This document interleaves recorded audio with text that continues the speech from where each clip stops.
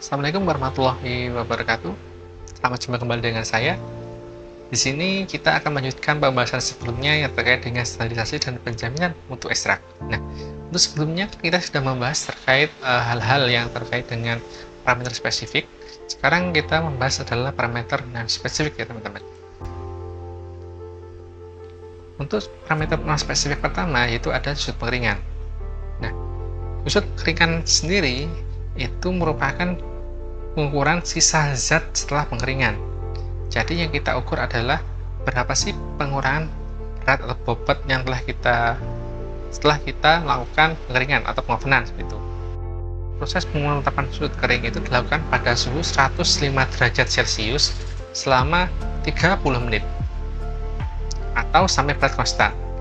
Jadi misalnya setelah 30 menit itu masih ada pengurangan bobot, maka dilanjutkan proses pengeringannya sampai itu didapatkan tidak ada perbedaan lagi bobotnya ya teman-teman.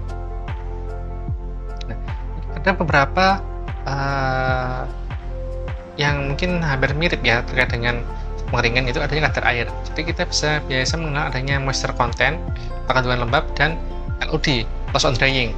Nah, itu mungkin harus dipertimbangkan lebih lanjut ya teman-teman, soalnya nanti proses perhitungannya itu berbeda. Contohnya di sini jika kita menggunakan simulasi harga pegangan, itu menyatakan bahwa sudut pengeringannya tidak lebih dari 10% teman-teman. Jadi sudut pengeringan itu biasanya didapatkan pada FHI itu pada bagian simulasinya, bukan pada bagian ekstraknya. Karena pada bagian ekstrak kita tidak melakukan sudut pengeringan, tapi biasanya kita mengukur adalah kadar air dari ekstraknya seperti itu. Selanjutnya adalah kadar air. Nah, jadi untuk kadar air itu yang dihitung adalah kandungan air yang ada di dalam bahan. Jadi di sini kita tidak mempertimbangkan bobot pengurangannya, yang kita hitung, yang persepsi kita adalah jumlah air atau kandungan air yang ada dalam bahannya seperti itu. Nah, untuk penetapan kadar ini dalam Farmakopeia Bank Indonesia itu ada dua penetapan ya teman-teman. Kita menggunakan metode izotropi dan menggunakan atau destilasi toluena dan gravimetri atau proses penimbangan. Biasanya yang paling simpel yaitu kita bisa menggunakan gravimetri. Nah, untuk pada proses gravimetri di situ yang digunakan adalah 10 gram sampel, kemudian nanti dikeringkan 105 derajat Celcius selama 5 jam. Kemudian dilakukan proses pengeringan dan timbang pada selang waktu 1 jam sampai perbedaan antara dua penimbangan berturut tidak lebih dari 0,25% ya teman-teman. Namun nanti teman-teman jika ingin memahami lanjut mungkin bisa melihat beberapa literatur lainnya ya sebagai rujukan juga. Nah, di sini kita sebagai contoh adalah bahwa ekstrak kental herba bagagan yang digunakan adalah kadar airnya itu tidak lebih dari 10%. Jadi untuk ekstrak itu tidak menggunakan sudut pengeringan tapi menggunakan kadar air biasanya. Lainnya adalah kadar abu ya teman-teman. Jadi untuk kadar abu itu yang kita gambarkan adalah kandungan mineral internal dan eksternal yang berasal dari proses awal sampai akhir itu berapa sih yang ada di ekstrak kita seperti itu. Nah, jadi prinsipnya yaitu ekstrak kita misalnya itu dipanaskan pada temperatur tertentu hingga senyawa organik dan turunannya itu terdestruksi dan menguap. Jadi yang tertinggal itu hanya senyawa atau senyawa anorganik mineral saja seperti itu. Di sini biasanya ada dua hal ya teman-teman ya. Ada dua penetapan berbeda, itu ada penetapan kadar abu total dan penetapan kadar abu tidak larut asam. Nah, sebenarnya untuk proses awalnya itu kita menggunakan penetapan kadar abu total. Jadi setelah intinya itu telah dipanaskan, ini kan ada abunya. Nah, abunya dari sisa dari abu total itu dilakukan penetapan lanjutan yaitu penetapan kadar abu tidak larut asam.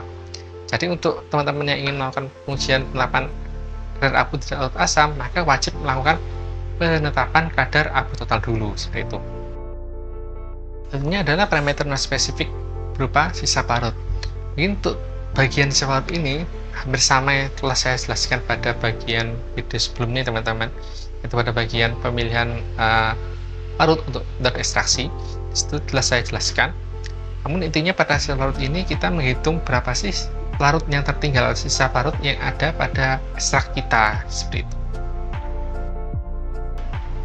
Lainnya adalah parameter non spesifik untuk residu pestisida dan obat jenis. Untuk residu pestisida itu kita menghitung kandungan sisa pestisida yang pernah ditambahkan atau yang mungkin terkontaminasi pada proses pembuatan simplicia hingga ekstrak.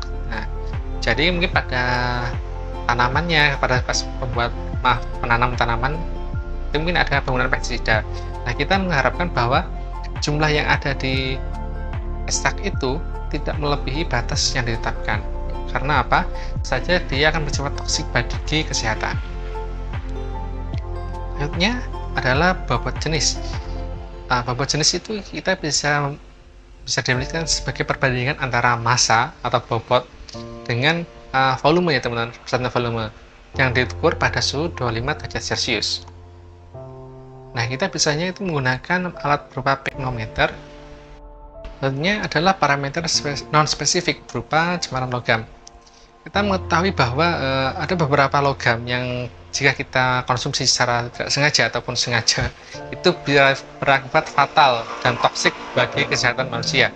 Nah, contohnya itu misalnya adalah timbal atau Bb, kemudian ada kadmium, CD, arsen berupa racun AS, kemudian raksa Hg.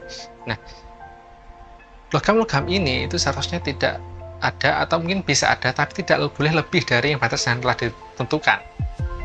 Untuk mengeceknya itu kita menggunakan alat khusus yang kita nanti bisa menghitung berapa cemaran yang ada. Nah, itu ada beberapa batasan, contohnya seperti timbal itu tidak lebih dari 10 mg per kilogram atau 10 ppm. Dan untuk kadmium itu tidak lebih dari 0,3 ppm. Kemudian arsen itu tidak lebih dari 5 ppm. Kemudian untuk raksa itu tidak lebih dari 0,5 ppm. Nah, untuk data-data terkait dengan cemaran logam itu ada pada peraturan BPOM ya teman-teman, peraturan BPOM nomor 29 tahun 2023. Tapi untuk di Farmakope Indonesia itu sejauh pengamatan saya masih belum ada seperti itu. Dan ini biasanya diberlakukan kepada produk olahan atau produk obat bahan alam. Jadi bukan untuk ekstraknya, tapi ke produknya seperti itu. Tapi untuk lebih baiknya kita bisa menggunakan patokan ini. Selanjutnya parameter non spesifik yaitu adalah cemaran mikroba. Nah, kita mengetahui bahwa mikroba atau kontaminan mikroba pada makanan itu bisa menimbulkan efek serius bagi kesehatan manusia.